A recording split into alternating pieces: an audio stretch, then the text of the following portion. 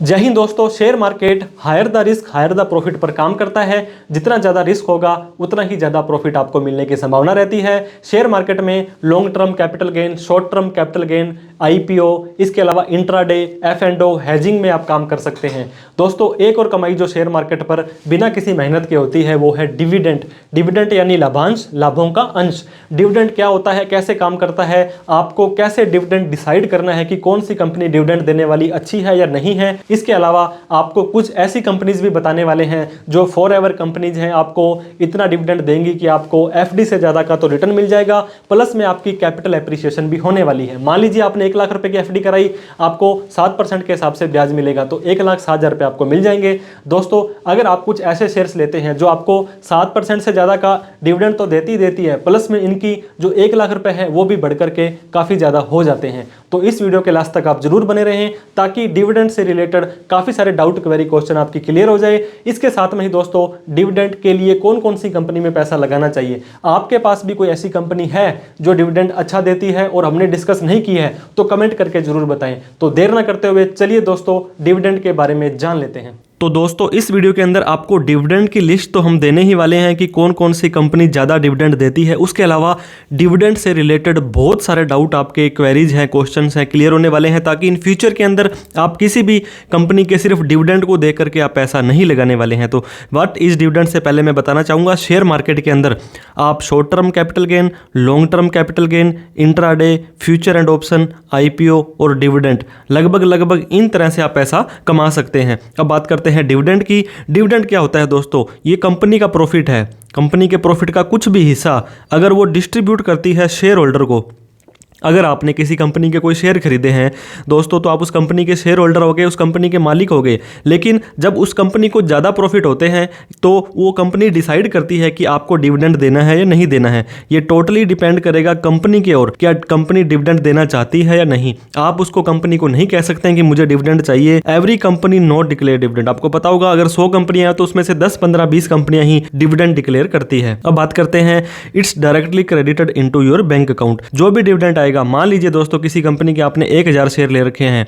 और उसने 5 रुपए एक शेयर का डिविडेंड दिया, तो आपको 5000 रुपए ये मिलेंगे। तो ये 5000 रुपए आपके जो आपने बैंक अकाउंट दे रखा है जहां से आप पे इन पे आउट करते हैं, डायरेक्ट उसके अंदर ही ट्रांसफर कर दिए जाएंगे। और इसके अंदर NACH नाम से एंट्री आती है या बल्क पोस्टिंग के नाम से आती है, और कई बार उस कंपनी का नाम भी आ जाता है। तो आप डीमेट अकाउंट में ढूंढते रहते हैं कि मेरा डिविडेंड आया नहीं, क्योंकि जब आप उसका लेजर देखते हैं, स्टेटमेंट देखते हैं या प्रॉफिट एंड लॉस अकाउंट देखते हैं तो वहां पर आपको डिविडेंड नहीं दिखता है तो आप पैनिक हो जाते हैं। तो ऐसा नहीं करना है, आपका डिविडेंड सीधा ही बैंक अकाउंट में आ जाने वाला है। इसके अलावा AIS और TIS दोस्तों, आपके इनकम टैक्स में अगर आप ITR भरते हैं, अगर नहीं भी भरते तो आपको रेकमेंड करेंगे कि आप इनकम टैक्स के पोर्टल पर अपना रजिस्ट्रेशन जरूर कराएं और ऑनलाइन चेक कर लें AS TS के अंदर। और किसी ने आपका TDS काटा है डिविडेंड के ऊपर तो वो 26 AS में आपका शो कर जाने वाला है। अब आपको क्या डिविडेंड के ऊपर टैक्स देना पड़ता है दोस्तों? 2-3 साल पहले तक तो डिविडेंड डिस्ट्रीब्यूशन टैक्स होता था या कंपनी ही डिविडेंड के ऊपर टैक्स पे करके आपको डिविडेंड दे देती थी और आपका डिविडेंड टैक्स फ्री होता था। लेकिन अब टैक्सेबल हो गया है, इनकम फ्रॉम अदर सोर्स में आपके जुड़ जाएगा। आपको पता होगा 5 तरह की हेड होती है, सैलरी की, कैपिटल गेन की, रेंट की, PGBP की, और इन चारों में जो नहीं आई वो 5वें में आ जाती है। तो इनकम फ्रॉम अदर सोर्स, और उस पर टैक्स कैसे देना पड़ेगा आपको? स्लैब रेट के हिसाब से। स्लैब रेट की मैं बात करूं, आपको पता होगा ओल्ड टैक्स रिजाइम और न्यू टैक्स रिजाइम, 2 तरह के आपके यहाँ पे आपको टैक्स रिजाइम है। डिटेल में दोस्तों हमने डिविडेंड के ऊपर वीडियो बना रखी है, उसको आप रेफर कर सकते हैं। यहां पे मैं सिर्फ आपको डिविडेंड के बारे में जो बेसिक चीजें हैं वो बताने वाला हूं। इसके अलावा दोस्तों एक बात करते हैं TDS की, टैक्स डिडक्टेड एट सोर्स। अगर आपने एक कंपनी से 5000 रुपए से ज्यादा का डिविडेंड कमा लिया है तो उस कंपनी की जिम्मेदारी है कि वो आपका 10% टैक्स काट करके आपको पैसा दे। मान लीजिए आपको 10,000 रुपए डिविडेंड एक कंपनी ने दिया तो उसका 10% 1000 रुपए काट करके आपको 9000 रुपए ही आपके बैंक अकाउंट में आएंगे।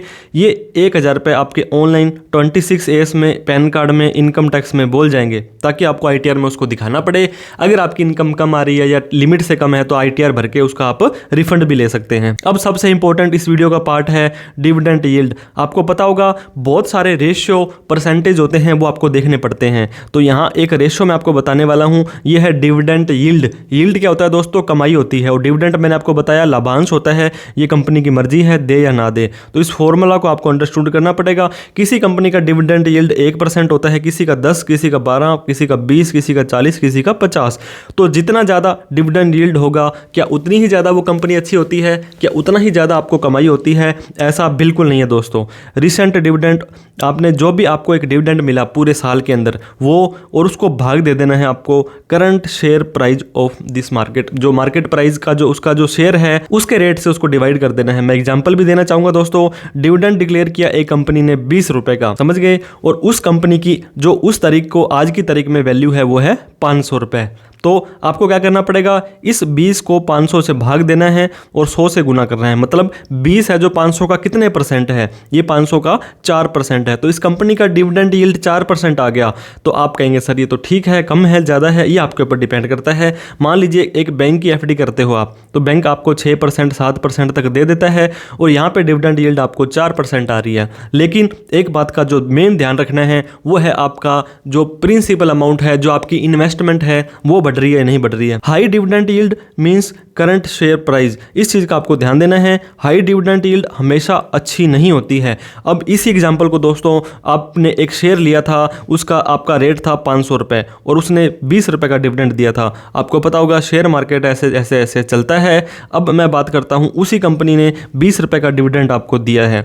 अब उसका रेट जो है वो 250 रुपए आ गया है। जब आपने ये शेयर लिया था, जब यहाँ पे था, अब ऐसे ऐसे ऐसे करता हुआ यहाँ पे 250 रुपए पर आ गया है, आपने 500 रुपए पे लिया था। इस कंपनी ने डिविडेंड फिर से 20 रुपए डिक्लेयर किया है।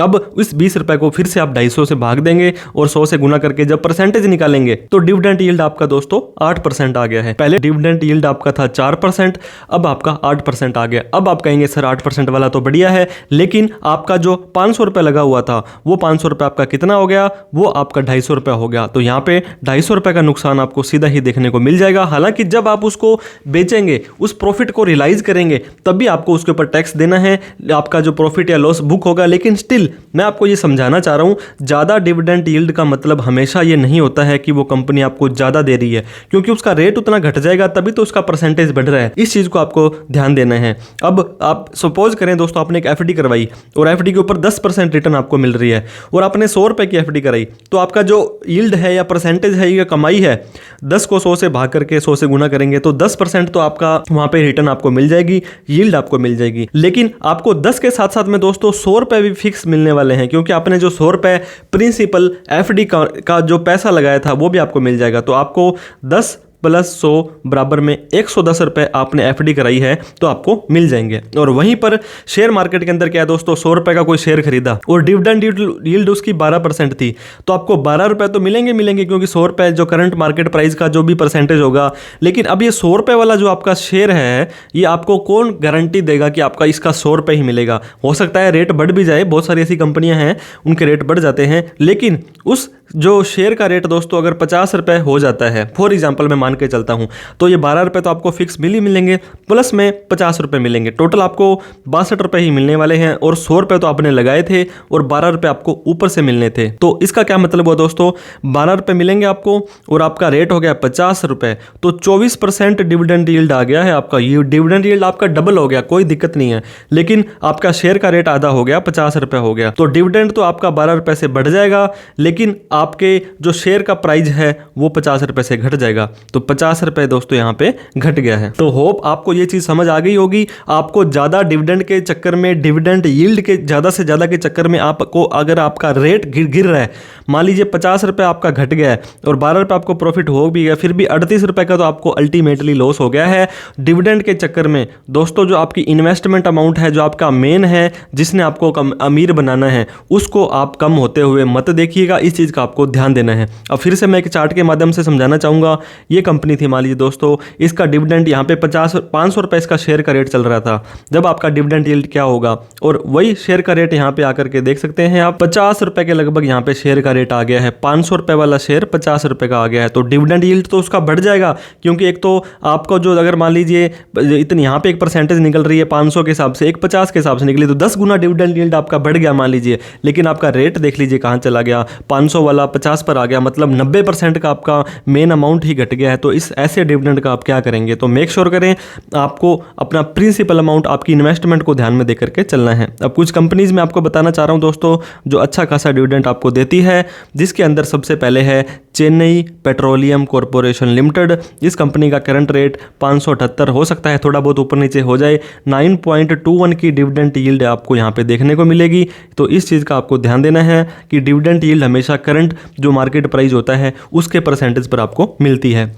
दोस्तों IOC गवर्नमेंट का उपक्रम है, इंडियन ऑयल कॉरपोरेशन। कारें बनेगी, कारें चलेंगी, तेल डलेगा उनके अंदर और ये कंपनियां कमाई करेंगी। तो इसका भी काफ़ी अच्छा डिविडेंड यील्ड आपको देखने को मिलता है। दोस्तों BPCL Bharat petroleum corporation limited, ये सेम मैंने आपको बताया, भरोसा होता है। आपने नोट किया होगा बहुत सारे लोग भारत पेट्रोलियम से तेल डलवाने की कोशिश करते हैं, वो सोचते हैं कि यहाँ पे थोड़ा सा ये गड़बड़ नहीं करते होंगे, ठगी नहीं मारते होंगे।